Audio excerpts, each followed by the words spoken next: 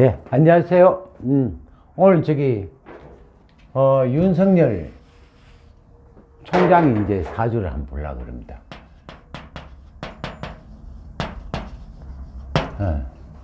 이 사주가 이제 지금 풍문에 나오는 게 이제 대통령 감이다. 대통령이 될 사주다. 사주, 될 사주라고 이제 하는데, 과연 사주가 그 대통령이 될 것인가 한번 보자고요. 자, 이 사주는 이제 경금일주에 전부 다 밑에가 신자진으로 되어 있어요. 그러니까 물로 다 되어 있죠. 그러면은 우리가 이제 일반적으로 했을 때는 상식 태왕이 되거든요. 상식 태왕은 1인자가 될 수가 없어요. 뭐냐 하면 항상 2인자 역할을 해야 돼요.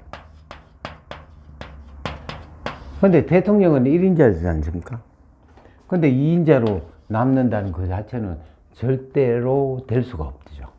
그리고 또한 금수상승은 더러운 꼴. 특히나 이제 법을 전공한 사람이 이제 정치를 한다면은 항상 문제가 발생한다는 거예요.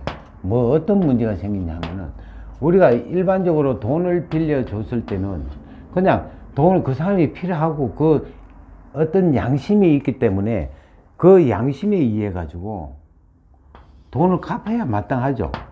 근데 이제 법을 전공한 사람의 어떤 생각은 뭐냐면은 자, 돈을 빌려줬는데 안 주면 어떻게 하겠느냐 하는 그 생각을 먼저 하죠.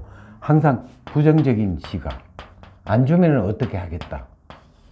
이렇게 되니까 결과적으로 지식은 많다 하더라도 실질적으로 보면 인간적인 면이 없죠.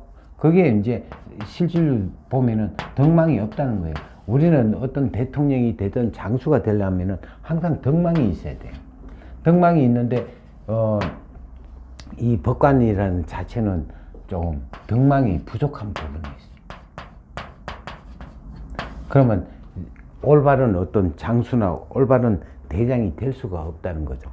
그래서 이제 우리가 서울대에 나온 사람이 이제 지식은 많다 하더라도 높이 1인자가 될 수가 없는 이유가 바로 그런 문제가 발생하죠.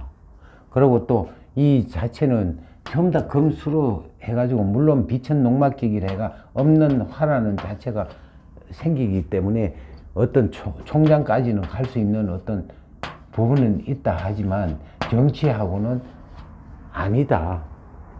그러니까 더러운 꼴을 못 본다.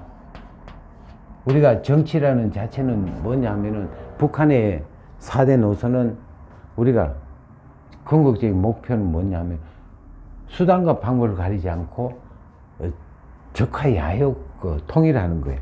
그리고 또 기업은 수단과 방법을 가리지 않고 이익을 추구하는 거고.